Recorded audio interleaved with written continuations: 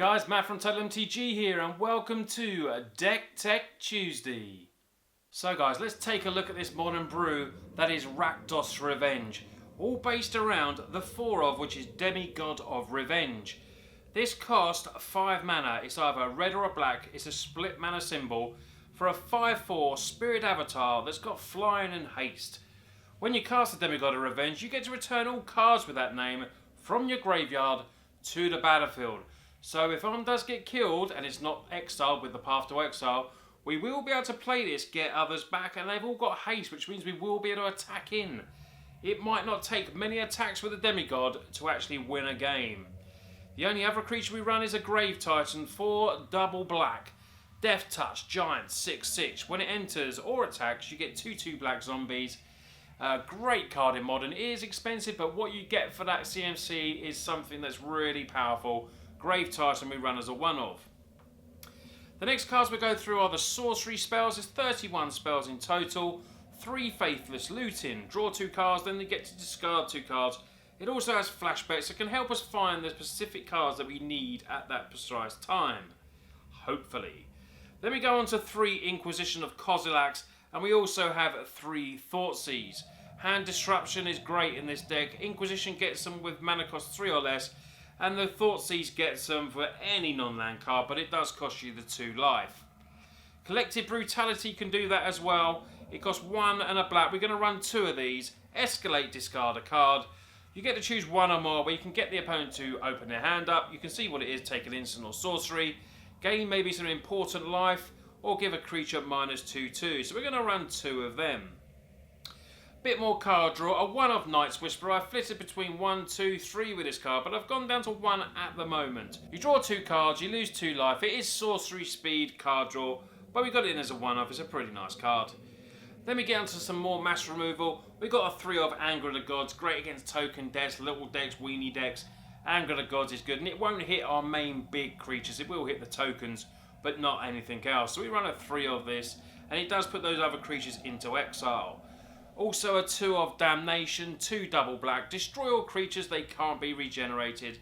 One of my favourite cards at the moment in Modern. I do love playing Damnations. 7 instants in total, 3 Fatal Push. Becoming a Modern staple in black.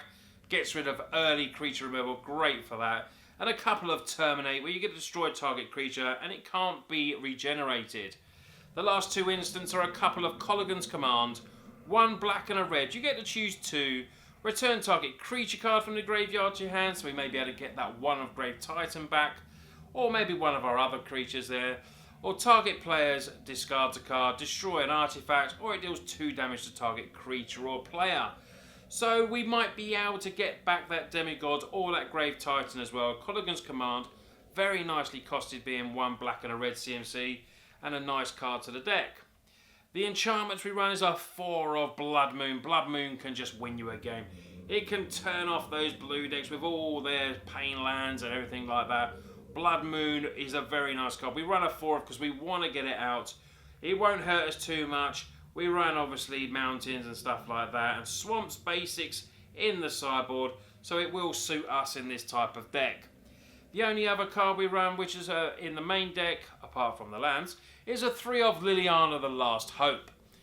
Liliana the Last Hope, I really do like this card in Mod. If you can protect it to get to that emblem, or at the beginning of your upkeep, you get to put X 2/2 zombie creature on battlefield, where X is 2 plus the number of zombies you control.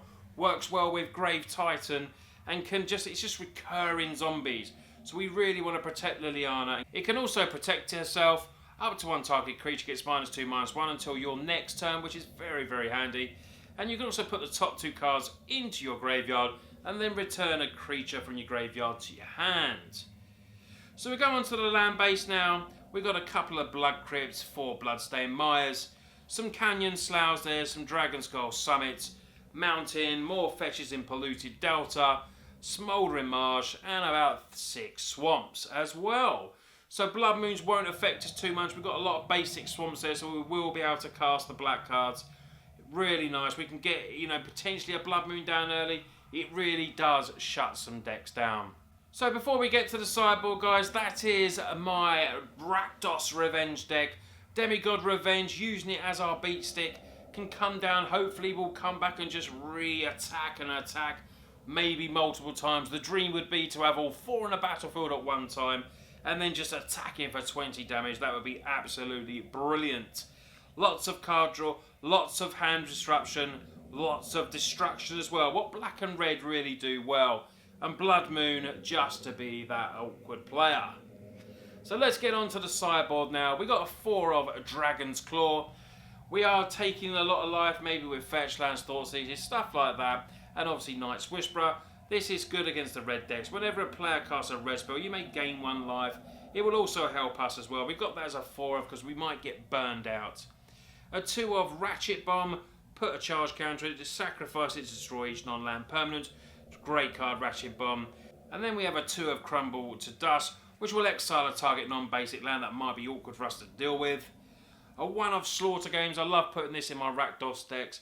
Can't be countered by spells or abilities. You get to name a non-land card, search their graveyard, hand, library, and you get to exile them all as well.